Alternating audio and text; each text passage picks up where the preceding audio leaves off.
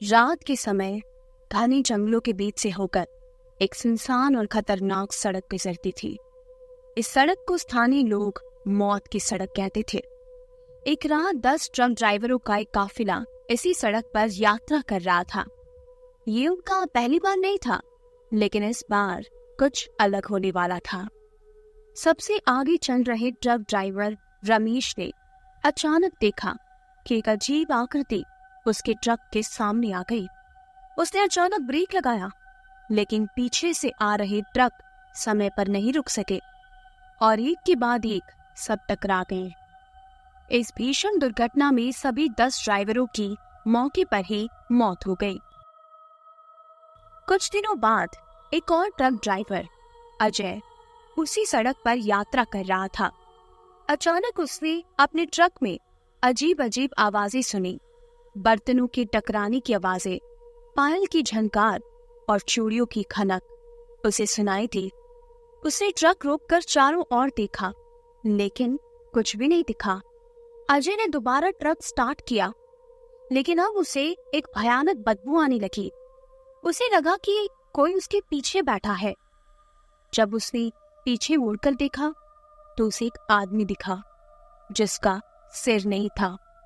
अजय की चीख निकल गई और उसने ट्रक को तेजी से चलाना शुरू कर दिया। अचानक अजय का ट्रक एक दूसरी ही दुनिया में पहुंच गया। यहाँ का माहौल बेहद डरावना था। हर तरफ भूतों की आवाजें और परछाइयां दिखाई दे रही थी। उसके ट्रक के चारों ओर धुंध और भयावता का माहौल था। उसे 10 ट्रक ड्राइवरों की आत्माएं दिखाई दी जो उसके चारों ओर घूम रही थी। अजय को पता चला कि ये सभी ट्रक ड्राइवर उसी दुर्घटना में मारे गए थे। उनकी आत्माएं अब तक उस सड़क पर भटक रही थी। उन्होंने अजय से मदद मांगी। उन्होंने बताया कि उनकी मौत के पीछे एक पुराना श्राप था। सालों पहले इसी सड़क पर एक निर्दोष आदमी की हत्या कर दी गई थी। उसे बिना सिर के छोड़ दिया गया था और उसकी आत्मा बदला लेने के लिए अटक रही थी। तभी से इस सड़क पर कई दुर्घटनाएं हुई थी और कई लोग मारे गए थे। अजय ने देखा कि एक बड़ा और भयानक भूतिया जानवर उसके ट्रक के सामने आ गया। उसकी आंखें जल रही थी और वो अजय की तरफ आगे बढ़ रहा था। अजय ने समझ लिया कि उसे इस श्राप से मुक्ति दिलानी होगी। उसने अपने ट्रक को तेजी से चलाया और उस भूतिया जानवर से बचकर निकल गया।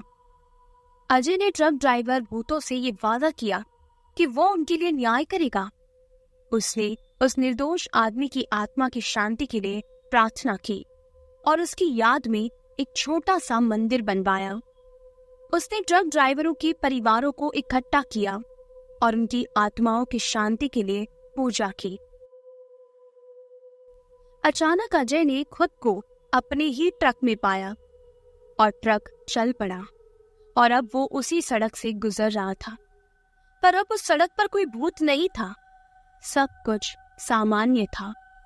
अजय ने चैन की सांस ली और ये समझा कि कभी कभी अनदेखी ताकतें हमारी मदद करना चाहती है और हमें उन्हें समझना चाहिए। इस घटना के बाद मौत की सड़क को अब सुरक्षित माना जाने लगा, लेकिन अजय को हमेशा याद रहेगा कि कभी कभी ट्रकों की दुनिया में भी भूतों की कहानियां होती हैं और शायद एक दिन वो फिर से किसी भूतिया घटना का सामना करेगा, पर अब वो तैयार है।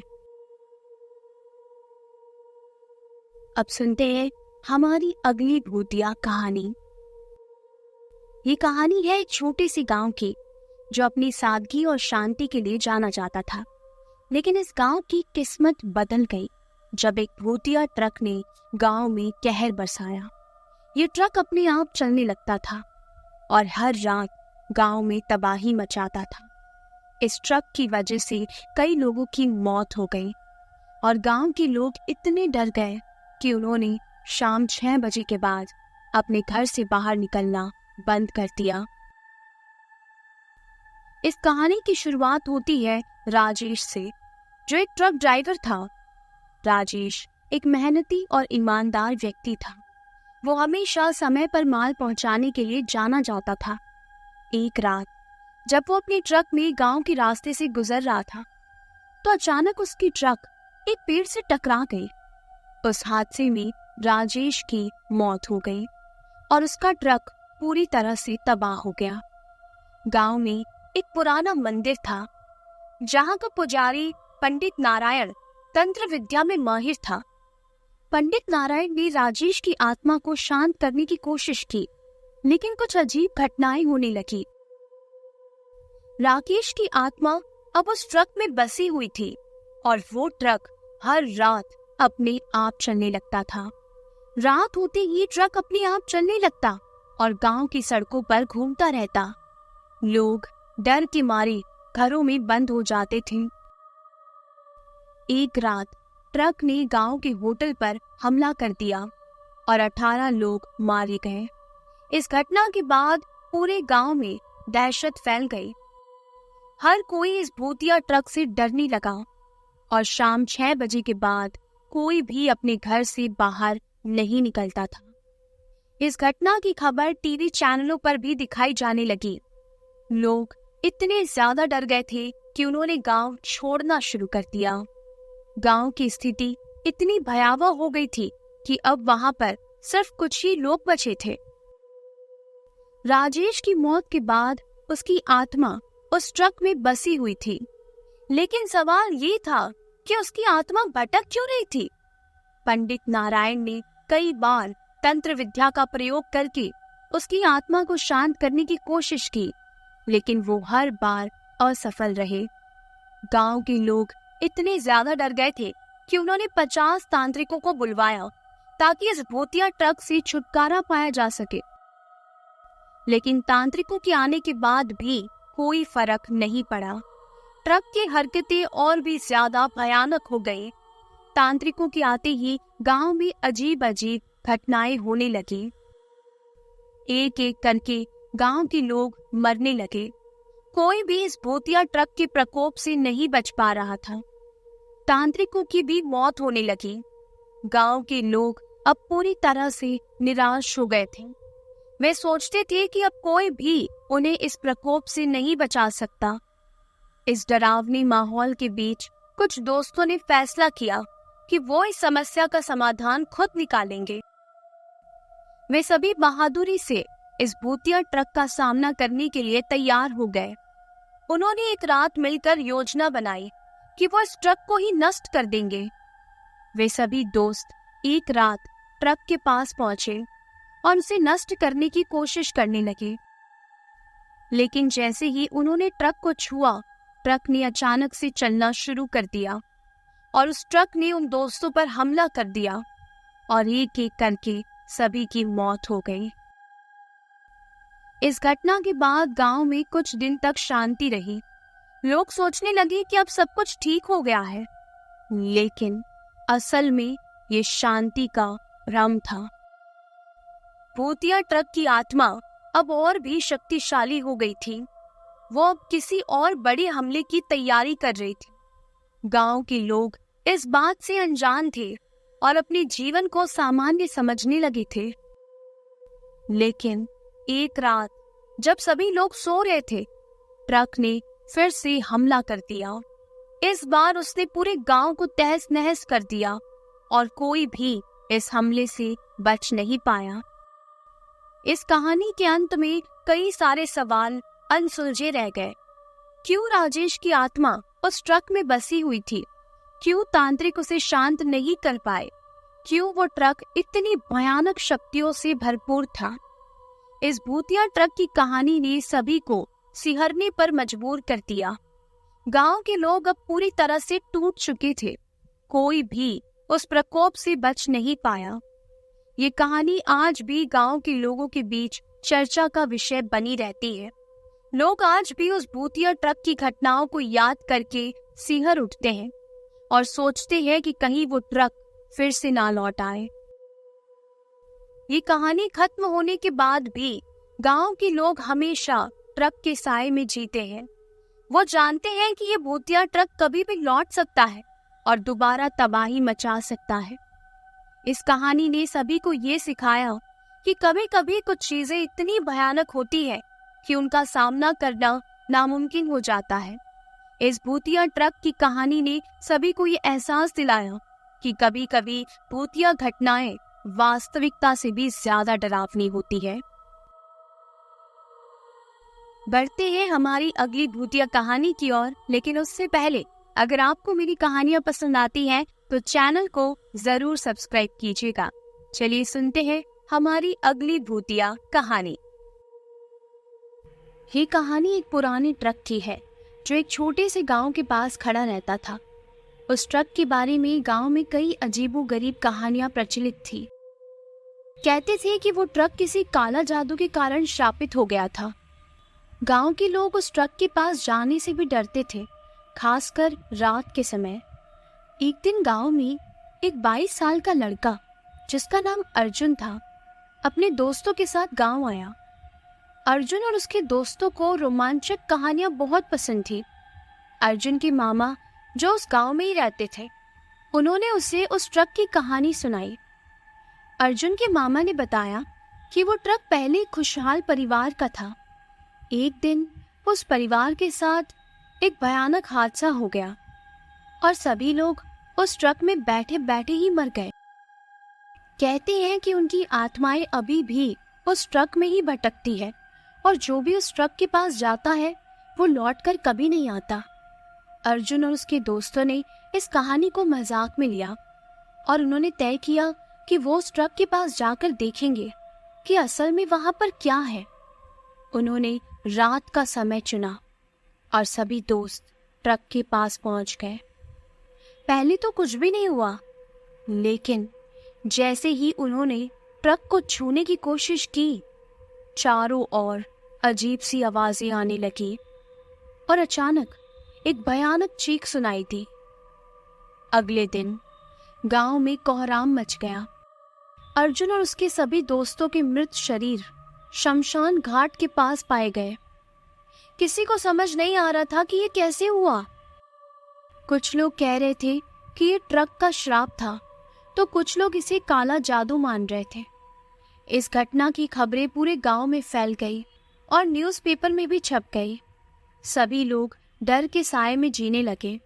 कोई उस ट्रक के पास नहीं जाता था और ना ही उस जगह के पास जाता था जहां अर्जुन और उसके दोस्तों के शरीर मिले थे।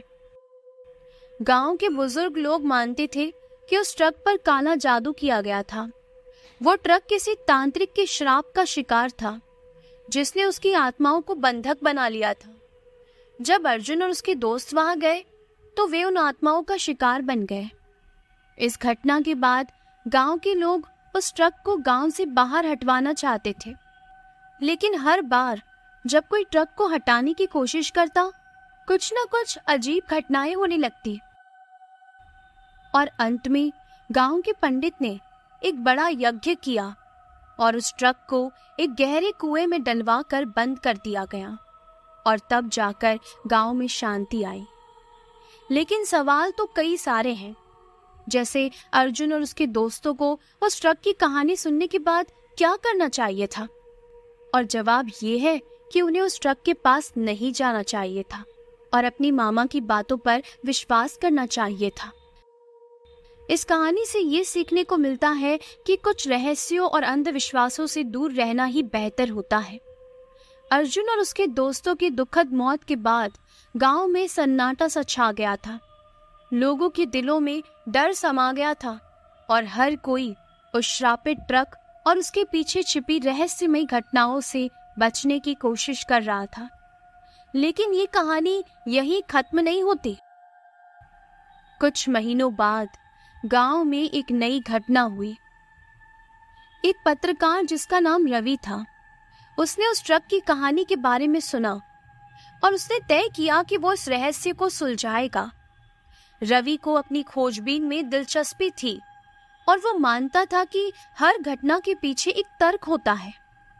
वो गांव पहुंचा और उसने वहां के लोगों से बात करनी शुरू की और फिर धीरे धीरे करके सच्चाई की परतें खुलती गई। रवि ने अर्जुन के मामा और गांव के पंडित से भी बात की। उसने पाया कि उस ट्रक के बारे में कहानियों में कुछ कमी थी।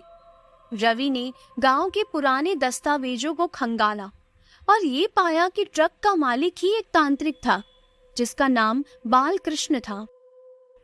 बालकृष्ण ने अपनी तांत्रिक शक्तियों का इस्तेमाल करके ट्रक को श्रापित किया था ताकि उसका दुश्मन परिवार उस ट्रक का शिकार बने। रवि ने अपनी जांच को और आगे बढ़ाया और उसने पाया कि वो तांत्रिक बालकृष्ण अभी भी जीवित था और गांव के बाहर ही एक छोटे से गांव में रह रहा था। रवि ने वहां जाकर बालकृष्ण से मिलने का फैसला किया। बालकृष्ण ने रवि को बताया कि उसने अपने दुश्मन से बदला लेने के लिए उस ट्रक को श्रापित किया था, लेकिन उसे ये नहीं पता था कि श्राप का असर इतना भयानक होगा। रवि ने बालकृष्ण से अनुरोध किया कि वो इस श्राप को समाप्त करे। बालकृष्ण ने अपनी तांत्रिक शक्तियों का उपयोग करके एक विशेष अनुष्ठान किया और उस ट्रक से श्राप हटा दिया और अब वो ट्रक साधारण हो गया था। लेकिन गांव के लोग अब भी उसे वापस नहीं चाहते थे। गांव वालों ने उस ट्रक को हटाने का निर्णय लिया और इस बार कोई भी अजीब घटना नहीं हुई। ट्रक को गांव से बाहर एक कबाड़ी के यहाँ ले जाकर नष्ट कर दिया गया। अब गांव में धीरे धीरे शांति दोबारा लौट आई और लोगों के दिलों से डर कम हो गया। इस तरह एक पत्रकार की मेहनत और साहस ने उस गांव को एक बड़े संकट से बचा लिया और सच्चाई का पता चलने के बाद गांव में सुख और शांति वापस आ गई। तो ये थी ट्रक ड्राइवर से जुड़ी हुई कुछ अजीब और रहस्यमयी घटनाएं। अब हम सुनेंगे जंगलों से जुड़ी कुछ रहस्यमयी घटनाओं की कहानियां। तो चलिए हमारी अगली रहस्यमयी घटना की शुरुआत करते हैं।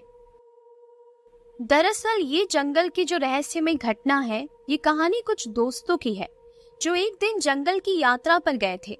उनके नाम थे राहुल, अनिकेत, स्नेहा और रिया। ये सभी कॉलेज के छात्र थे और रोमांच की तलाश में थे।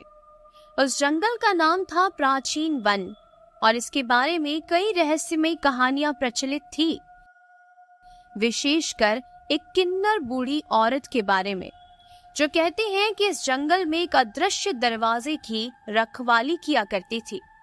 जंगल में चलते हुए स्नेहा को एक पुरानी किताब मिलती है। वो किताब बहुत ही प्राचीन लग रही थी और उसके पन्ने पीले पड़ चुके थे। किताब के कवर पर एक अजीब चिन्ह बना हुआ था। किताब को खोलते ही उसमें से एक चाबी गिर पड़ी। वो चाबी बहुत ही पुरानी और भारी थी। उसके पन्नों पर अजीब भाषा में कुछ लिखा हुआ था जिसे वो समझ नहीं पा रहे थे।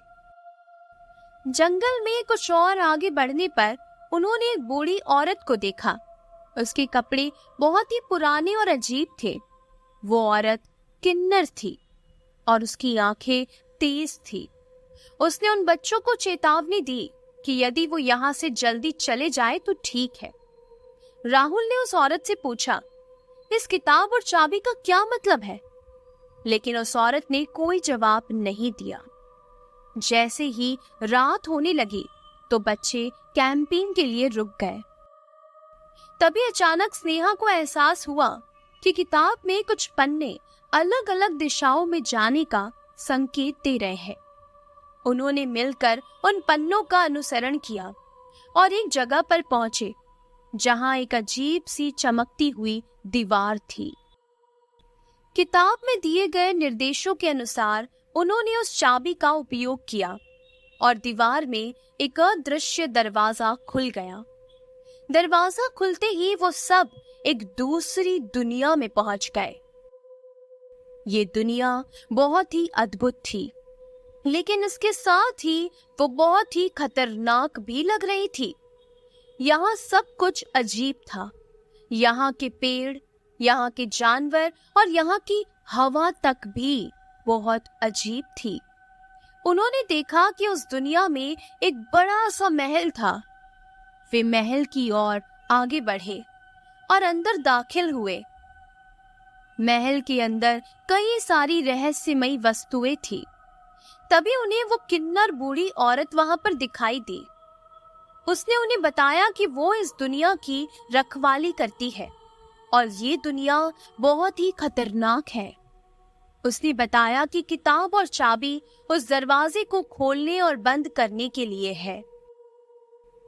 उस बूढ़ी औरत ने बताया कि इस दुनिया में समय का कोई अस्तित्व नहीं है। जो भी यहाँ पर आता है वो हमेशा के लिए यहीं पर फंस जाता है। लेकिन अगर उन्होंने इस किताब को सही तरीके से पढ़ा और समझा तो वो लोग वापस भी जा सकते हैं। उन बच्चों ने उस किताब को ध्यान से पढ़ना शुरू किया और उसमें छिपे रहस्यों को समझने की कोशिश की। बहुत मशक्कत के बाद उन्होंने किताब में दिए गए निर्देशों का पालन किया और सही चाबी का उपयोग किया और अंत में वो उस अदृश्य दरवाजे को खोलकर वापस अपनी दुनिया में आ गए। वापस आते ही वे महसूस कर रहे थे कि एक बहुत बड़ा बोझ उनके सर से उतर गया है। इस घटना के बाद सभी दोस्तों ने सीखा कि कुछ रहस्य छिपे रहने के लिए ही होते हैं और उनका अंधाधुंध पीछा करना हमेशा सही नहीं होता। उन्होंने किन्नर बूढ़ी औरत को धन्यवाद कहा और ये प्रण लिया कि वो फिर कभी उस जंगल की ओर नहीं आएंगे। इस कहानी ने उन्हें सिखाया कि हमारे जीवन में कुछ रहस्य और रहस्यमयी चीजें ऐसी होती है जिनका सामना करने के लिए हमें तैयार रहना चाहिए और हमें हमेशा सतर्क और सावधान रहना चाहिए।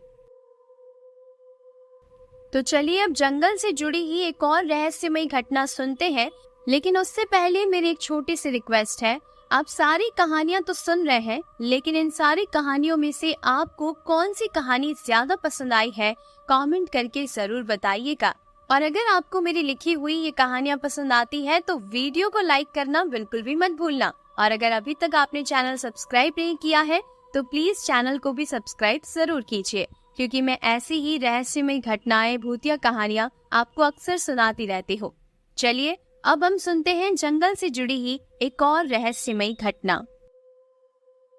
ये कहानी एक स्कूल के बच्चों की है जो एक दिन अपने शिक्षकों के साथ जंगल की यात्रा पर गए थे।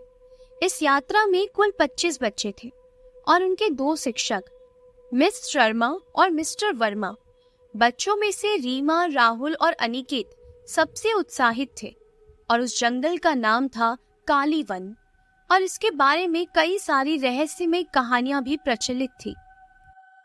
जैसे ही बच्चे और शिक्षक जंगल के अंदर पहुंचे, अचानक एक ठंडी हवा चलने लगी। बच्चों ने महसूस किया कि कुछ अजीब हो रहा है। तभी एक बच्चे ने एक पुरानी टूटती फूटती झोपड़ी देखी।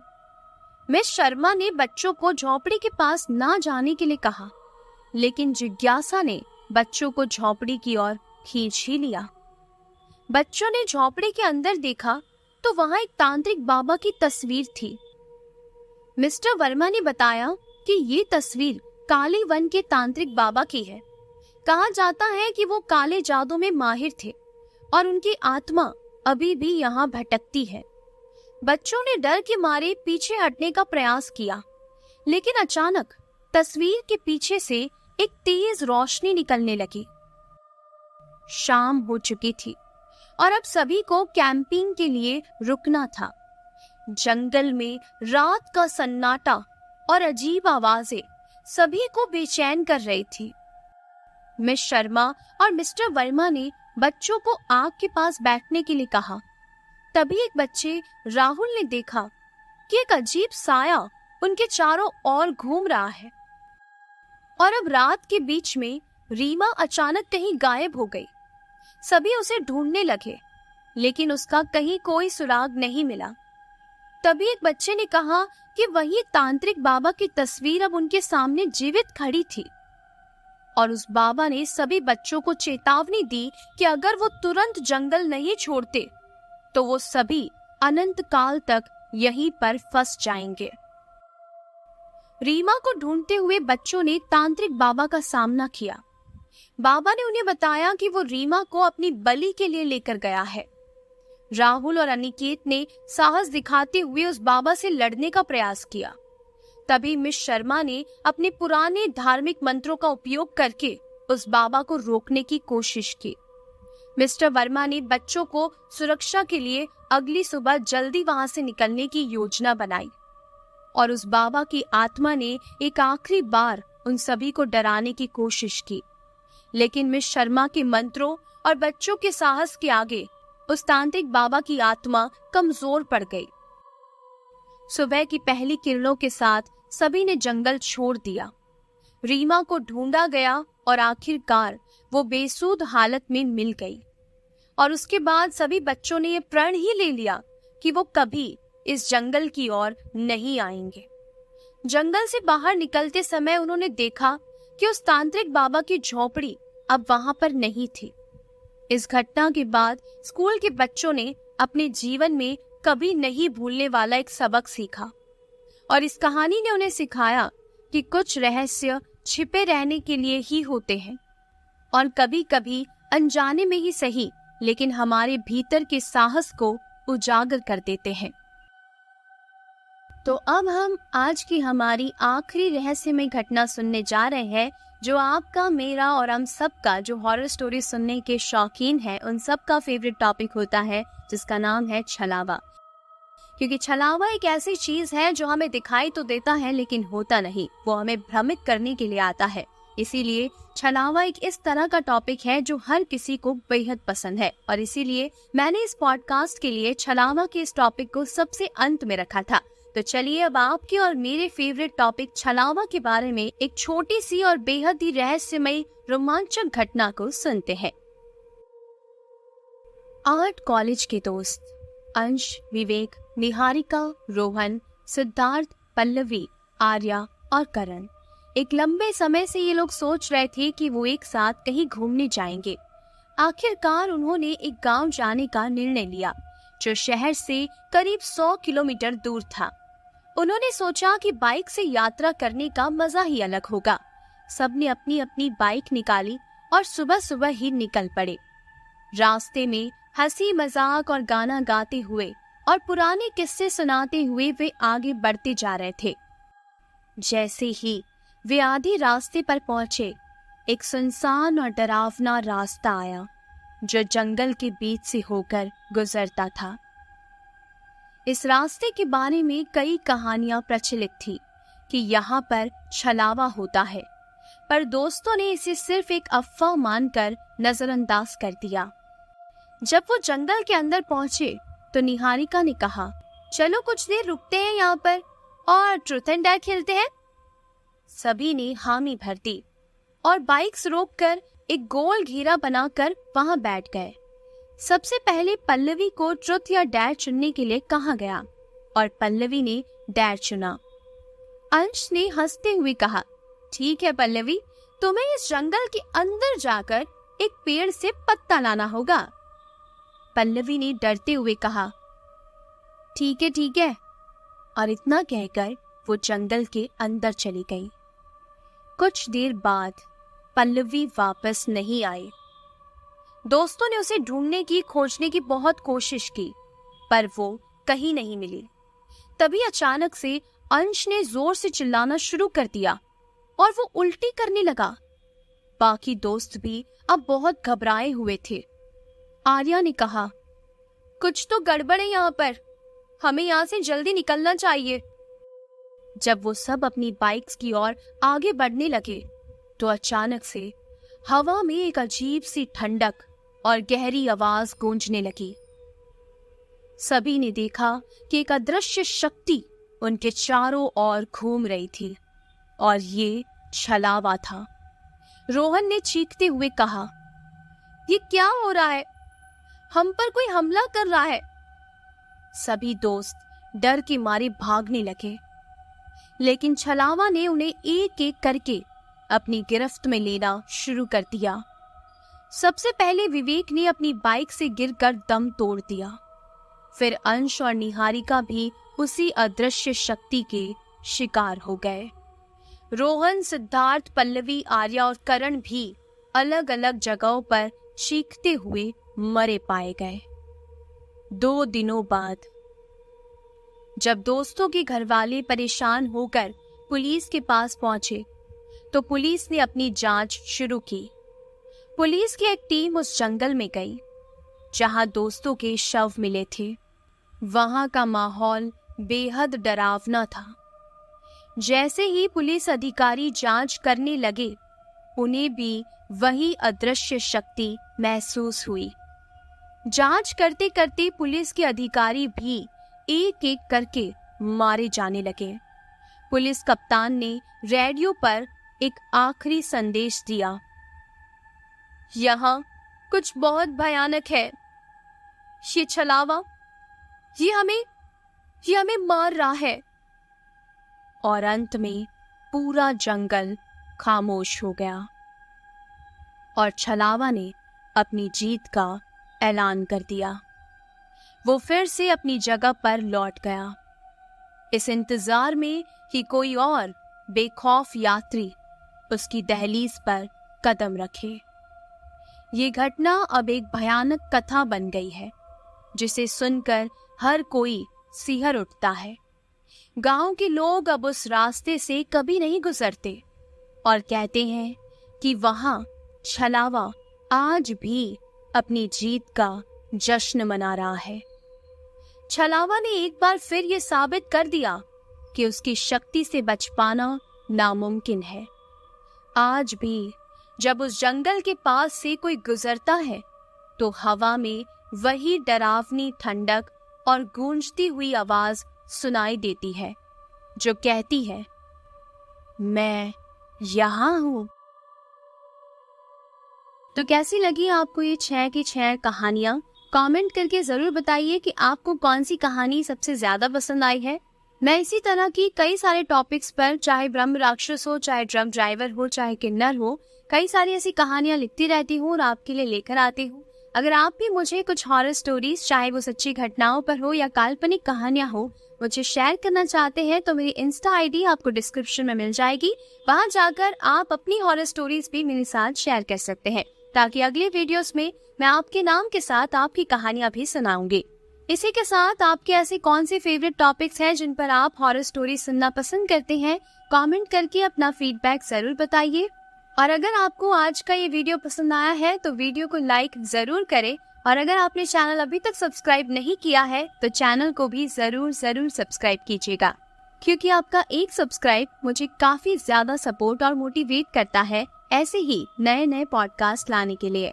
तो चलिए मिलते हैं और भी नई रहस्यमय घटनाओं के साथ, नए पॉडकास्ट के साथ। तब तक के लिए अपना ढेर सारा ख्याल रखिएगा और बहुत ज्यादा खुश रहिएगा। Okay bye.